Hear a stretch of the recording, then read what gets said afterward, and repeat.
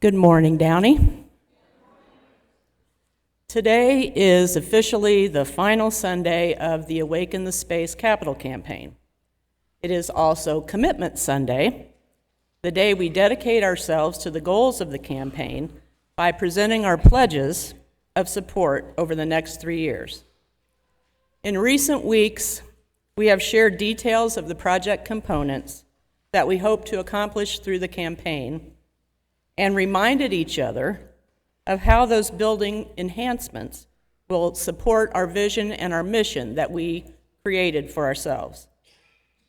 This morning, we have invited a few folks from the congregation to add their voices to this appeal. They will offer personal testimonies about their experiences as members of Downey and their impressions of how this campaign might impact them and others going forward.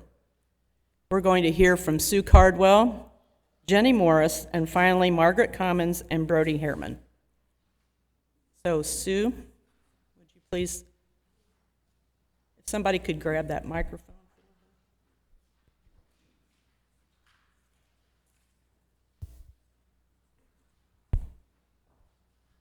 You know, I've just been a member of Downey Avenue Christian Church for 62 years.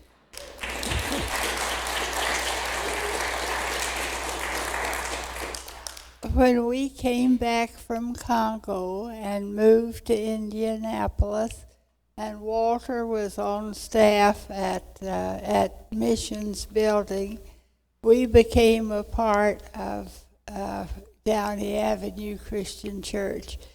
And in those days, in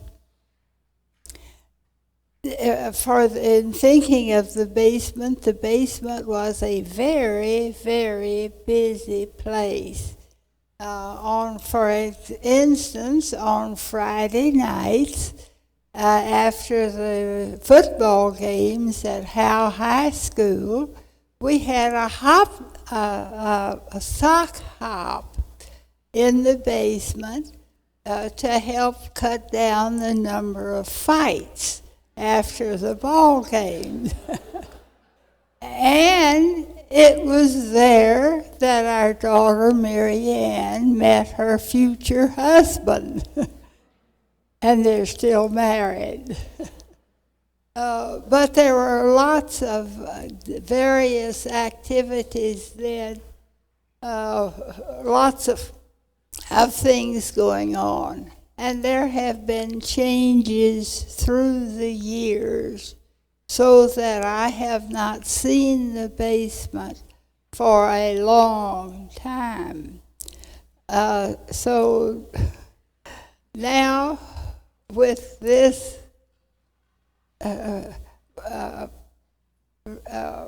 with this program in mind, I think the basement will be very busy again. And again, we will hear the voices of teenagers as they there. And with the elevator, I will be able to get down and see it because I don't do stairs.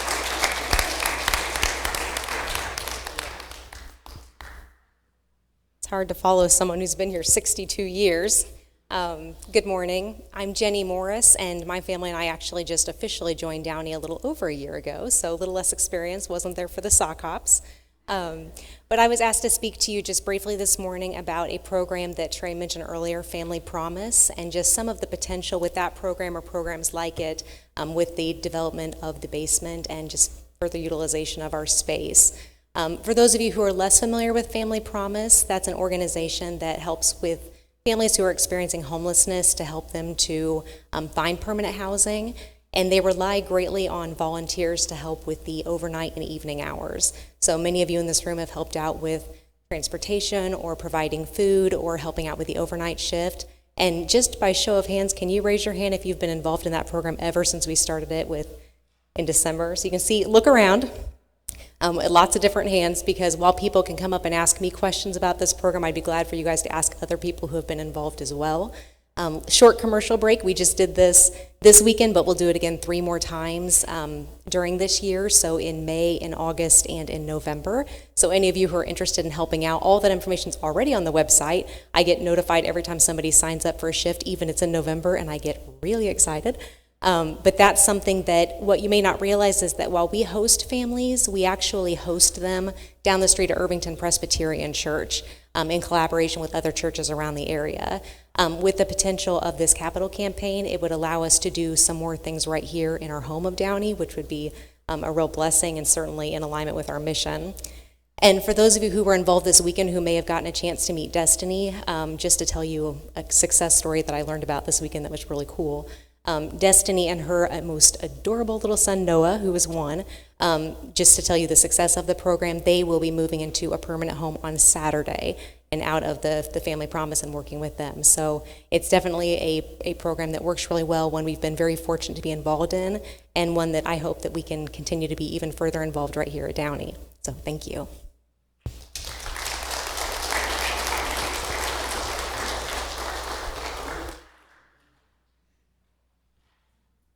All right, for those of you who don't know who I am, my name is Margaret. I'm Brody. So trying to come up for what I was going to say about the capital campaign and the plans for the youth group space for us, the classic story for a Christmas carol came to mind. So please think of us as the ghost of youth group past and the ghost of youth group future. When I was a part of the youth group, I recall having 4 different rooms to call our space throughout the church. Now, working with the youth group as an adult, we have had a couple of different spaces. But as many of you know, as most of you are learning, we have lots of space, just not very usable space in the basement.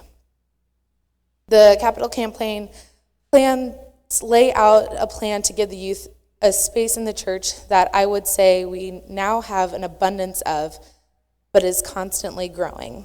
A space to be as loud as we want, and trust me, throwing them in the basement is probably the best idea. It gives us a space to grow as our numbers grow. For when children like Brody or Charlotte or Lucy or Bailey, when they grow up to be a part of the youth group, we have those numbers, because as we constantly grow in numbers, our youth space will need to be as large. The plan of the capital campaign is not for me, since I, against my will, was forced to grow up and become an adult. But it is for an amazing group of kids like Brody. So as the capital campaign and your donations, it is for kids like these amazing kids right here, so that they have a space. So, do you have anything to say? No? So thank you so much for giving. And is there anything else? Now the deacons may come forward and you may give your tithes and offerings. Not yet? Nope. I said thank you.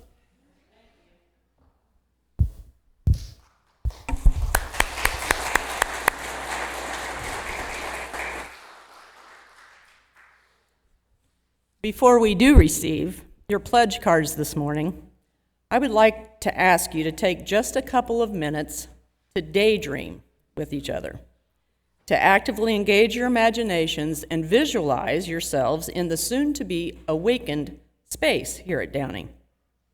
So first, I'm going to ask you to look up and down the row that you're sitting in and look around you at the people sitting near you. Then, I want you to imagine yourself with these same people down in the basement. You're in the large community center room that has been newly renovated. Imagine you're sitting around a table and you're attending a group meeting about an important issue that affects the Irvington community. The room is full.